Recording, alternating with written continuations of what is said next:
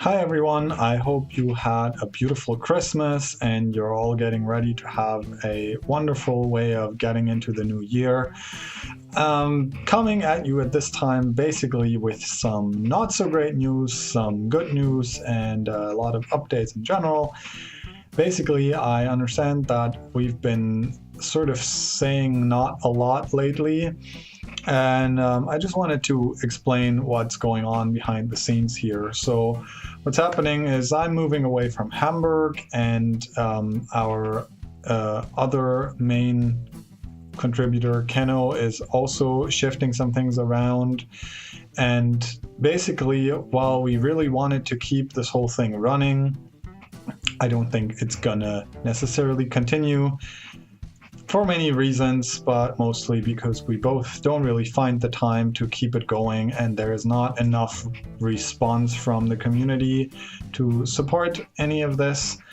And so we really would want to continue, but we can't be responsibly continuing it the way it is right now. And so we're, for now, putting this whole project on ice. Since I'm going away anyways, the meetup is probably going to freeze. I hope that someone else maybe picks it up and continues. We will finish the second contest, and that will for now be the last one. And we're also probably going to take down the website eventually. That's not completely sure now, but it might happen. For now, I will leave you with this small interview that I did with one of our local community members, David Yousefi, who some of you probably met at the meetups. He recently brought out his own contact library and was happy to jump on a call with me to do like a super quick interview. I thought it might be interesting for some of you. For now, even if the website goes down, I will leave the YouTube channel up and I will leave the Twitter account up just to keep you updated with what's potentially maybe going on with this. I'm considering maybe just downsizing the project a lot and maybe continue running it just on my own. I'll see. For now, here's the interview I did. I hope that's helpful and informative for some of you and you'll enjoy talking to him. He's also moving away, as he will tell you in the interview. And afterwards, I will let you know the winners of this contest. David is an awesome composer and producer and also really good friend and colleague, and therefore I would just encourage everybody to reach out to him if you have any questions about making contact libraries, or maybe you just want to talk to someone who's been in this game for a little bit. He's super approachable and you will find his contacts in the description below. Also, he was willing to donate one of his library licenses to the winner of this contest, so that's part of the prize that the winner is getting, as well as an hour of feedback, sort of interview coaching with the composer from That Cells and me. And now, with no further ado, off to the interview. Hi, David. Nice to see you here. Very many thanks to you for coming on the call with me and for providing this interview to our local and also not so local community. So yeah, I'm hearing that you built a contact library almost on your own, and it was your first. Yeah, thank you also for having me here. And so yeah, the contact library is actually done by my colleague and me, Alex Pfeffer. Mm-hmm. And it was actually a small project. We kind of got together and drank a couple beers, and then we had the idea, yeah, let's record some nice sounds and maybe we can make a contact library out of it. And since I bought this old Polyvox synthesizer back like a couple of years ago, after watching Mike Gordon's Doom video where he showed how he creates the sounds, and then in the video you see him playing with the Polyvox, and I was like, yeah, I need that thing. So now I was just like sitting in the corner. I never really used it that much because it's really hard to control, and it always gets out of tune and stuff. So I was like, yeah, that's kind of sad. I was just now sitting in the corner and collecting dust. So I was just thinking of recording the sounds from the synthesizer and then putting them in my DAW and just editing these sounds and creating some nice patches out of this, and then putting this all together in a small, easy like contact library. So Alex helped me with that. He actually created the contact library and did all the scripting and the designing and everything. And both of us just created a couple patches within Contact, actually. And yeah, so that's how we.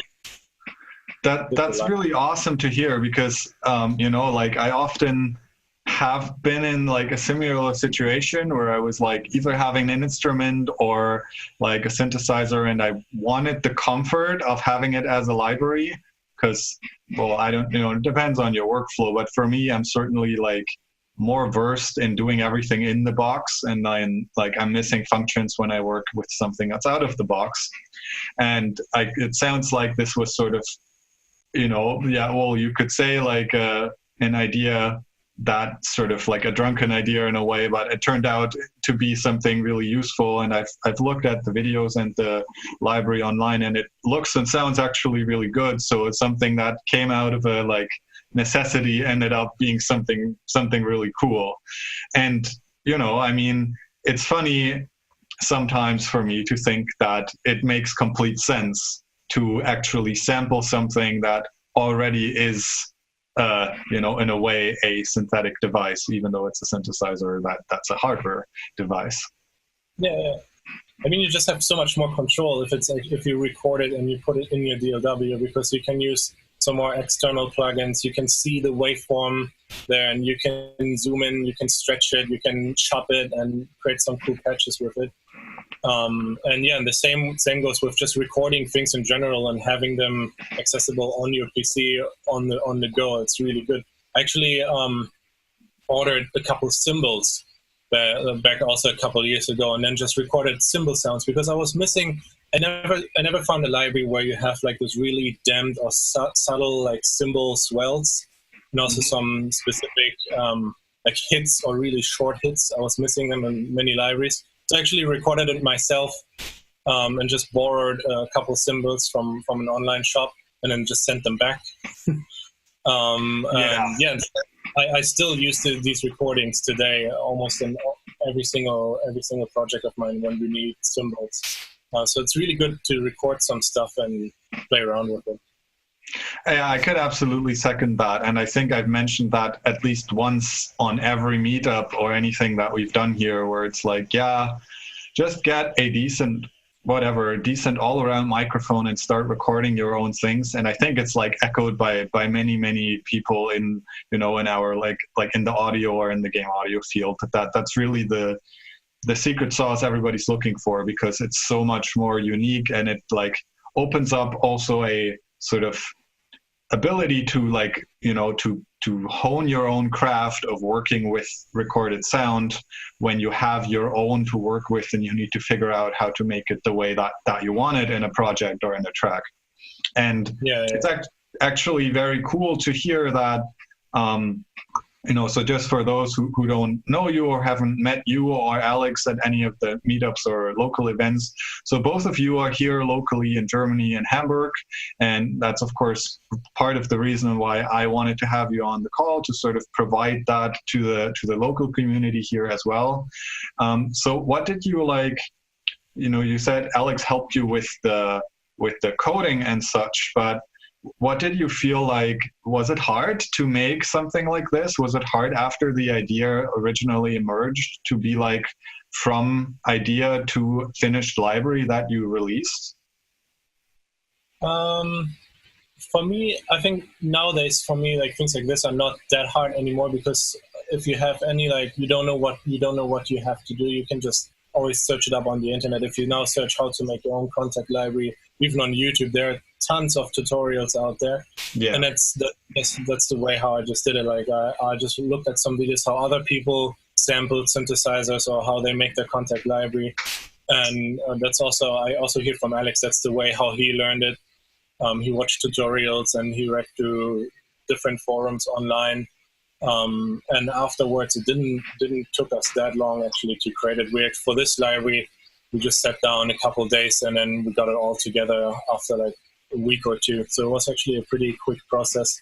But you have to be really eager and sit behind it and really do your research. But then afterwards, you can get it done quite easily. So it's a little bit a question of commitment is what I'm hearing from you. Okay. If I remember correctly, Alex also created like a short Skillshare course or something about this for the people who don't want to go down the rabbit hole of exploring YouTube for the next 3 weeks. Yeah, that's right. Actually, because after we finished the library, I posted it in a couple Facebook forums, and I asked people if they would be interested in seeing how we actually made the library. And yeah, many people actually asked me, can you maybe do a tutorial video? And so I talked to Alex, and he also thought that would be a good idea. So he actually had some time and created this nice little video course of how to create like a simple contact library, like we did with this one.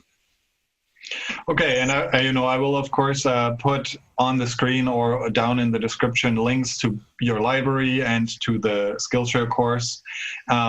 What's maybe one thing that you would say anybody who's right now setting out to make their own contract library that they should keep in mind, or where they should start, or maybe a mistake to avoid? Do you have something like that? Maybe just look what other companies did and look at their feedback from other reviews, what they like and what they don't like, and maybe try to implement this into your own work. And then there's the Contact Geo Maker, which is a tool to create some contact libraries really easily. Otherwise, you have to read tons of scripting tutorials, and you have to really get into the whole scripting world. And that will definitely take some time. So yeah, you will need the commitment. You will need to have some time for it. You will need the passion for it, and then just ask people what are they looking for, what are they needing, and maybe you can gather some feedback from other people and put it all in one and create a cool library which will benefit not only you but also maybe others. Right. And do you would you say that, because I can already see lots of people that maybe have more of a recording or an engineering background, maybe contemplating whether making contact libraries is a viable business choice. Now, I understand that for you, it was more to create a tool that you want to use, and then it's maybe secondarily being oh yeah, great. And if others can also get use out of it, they can buy it for what I find a very humble pricing actually. So would you say that creating contact libraries is something to explore if you're a composer or a producer, or would you rather say yeah, maybe it's one of those secondary or tertiary branches that you can include if you have the space for it? I think it really comes down to what you really pursue in your future. If you want to create a ton of sounds and make your own libraries, and if that's what you really like, you can definitely make tons of money with it. There are other big companies out there, for example, even 8dio. I think all of them started small, and now they're these giant companies. So yeah, you can definitely make money with it and be successful with it. But as I said, you need to really be committed in making it and doing it. And otherwise, it's also a good side income if you just do it on the side. And that's what I actually advise, or what I like for myself, is doing a lot of different things.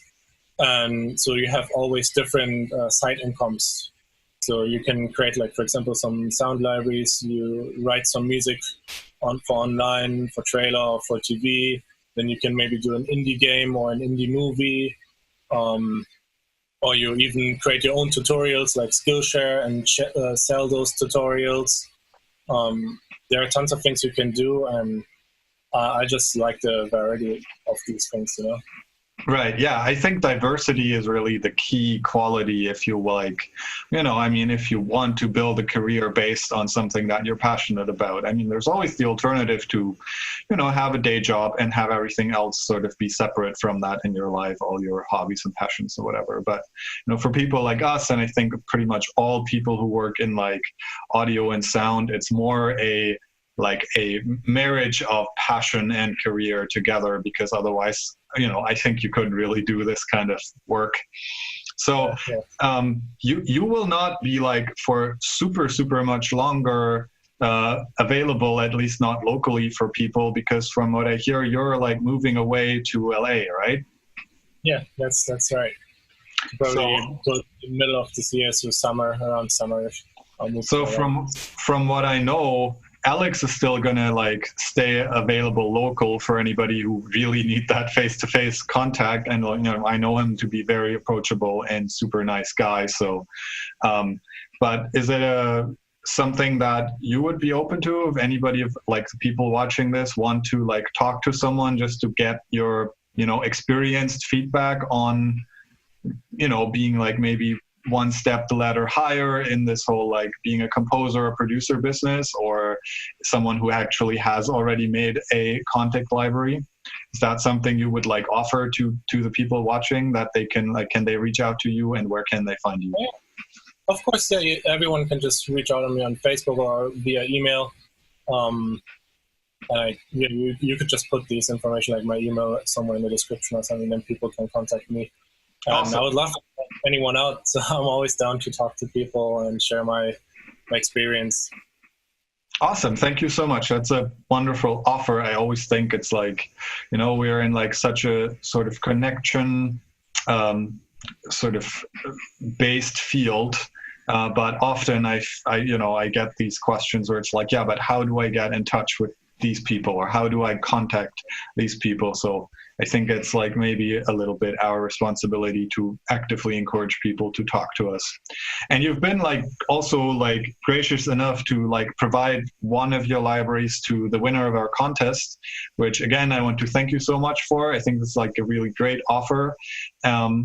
And is there anything that for, since a lot of the people watching or reading or listening will be people still just in school or still like just thinking about breaking into this field, is there any like final advice that you would give those people that like has really worked well for you?